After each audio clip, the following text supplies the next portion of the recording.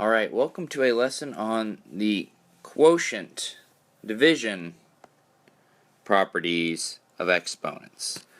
So we've looked at multiplication, we looked at 0 and negative, now we're going to look at division. So we have two rules we're going to look at. One's called the Quotient of Powers rule. In the Quotient of Powers rule, what you have is you have two bases, with one being in the numerator and one being the denominator of a fraction. So here we have x to the a over x to the b. And what happens here is we take x to the a minus b if a is greater than b.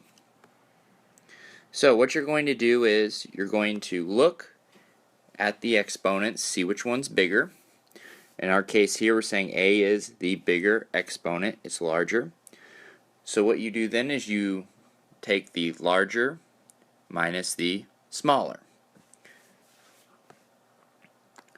The power of a quotient is very similar to our multiplication rule that look like this. If we have in parentheses x divided by y, quantity to the a power, what essentially happens is this. We're going to distribute this exponent a to both of our bases. So x and y are different bases, and they're both going to get our exponent. So let's go through and do a couple examples of these before I leave you to do a couple of examples. First example on the left, x to the fifth times y squared over x cubed times y to the eighth. So whenever you're doing this quotient of powers rule, what you need to do is just take it step by step. Don't try doing multiple bases at the same time. So we have an x and a y base.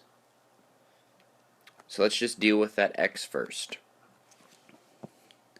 So we draw our division bar. We look at our exponents. Which one has the larger exponent? X to the fifth in the numerator, x to the third in the denominator. And it is our x to the fifth in the numerator that is bigger. So we know our x is going to remain in the numerator. And then we take the larger minus the smaller.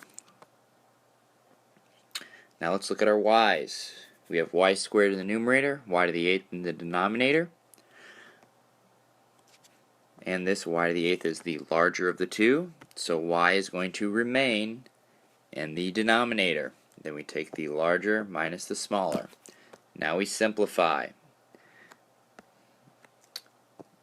Our x becomes x squared, and our y becomes y to the sixth.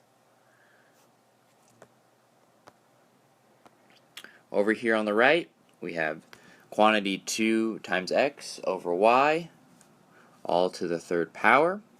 So what we're going to do is we're going to distribute this power of 3 to all of these. And all of these have a 1. Distribute means multiply. So that 2 to the first power becomes 2 to the third, x to the third, and y to the third. Now we have a number to an exponent. We know we have to simplify that. So that becomes 8 x to the third over y to the third is our final answer here for this example. So what you do now is to try these two examples. So go ahead and pause the video and do that now. And here are the solutions to those examples. So go ahead and pause the video now, check your answer, see if you got it right. If you didn't and you can't figure out why, ask. Ask, ask, ask.